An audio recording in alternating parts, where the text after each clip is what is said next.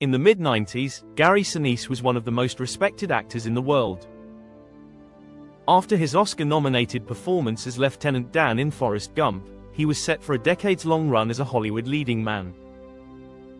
But then, suddenly, the roles stopped. The red carpets disappeared. One of the industry's biggest stars seemingly vanished into thin air. Most people thought he just got picky with scripts, but the truth is much darker.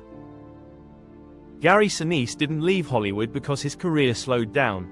He left because he was fighting a war at home that no amount of fame could win.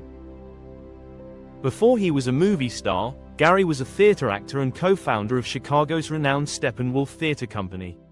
He was also a man who valued family above everything. But by the early 2000s, while he was starring in CSI, NY, his personal life began to fracture. His wife, Moira, was battling a secret struggle with alcoholism that threatened to tear their home apart. Gary spent his days playing a hero on television and his nights trying to save his wife from a disease that doesn't care about fame or fortune.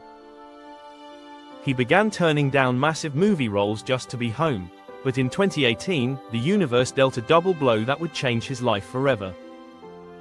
In the summer of 2018, Gary's wife Moira was diagnosed with stage 3 breast cancer. Just 2 months later, his son, Mac Sinise, was hit with a 1 in a million diagnosis, chordoma, a rare bone cancer in the spine. Gary was now a full-time caregiver for both his wife and his son. He walked away from acting entirely, moving the family from LA to Nashville just to be closer to specialists.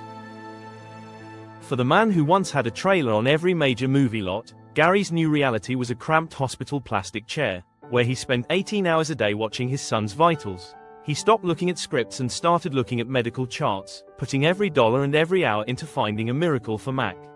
For 5.5 years, Gary fought by his son's side as Mac underwent 5 spinal surgeries and countless rounds of chemo. While Gary's wife eventually went into remission, his son Mac lost his battle in early 2024 at just 33 years old. In his final months, paralyzed from the chest down, Mac had one last wish: to finish an album of music he had written years before. Gary stayed by his side, helping him record Resurrection and Revival. Mac passed away just as the album went to press. Today, Gary uses his Lieutenant Dan legacy to build smart homes for wounded veterans, houses with specialized tech for people who, like his movie character and his son, lost their mobility.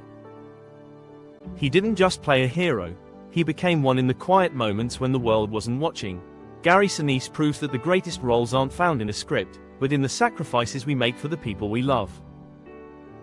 Tell us about when made a sacrifice for someone you loved. What made it worth it? Share your story in the comments below. And, if you found this story as inspiring as I did, hit that subscribe button for more untold star lore. We'll see you in the next one.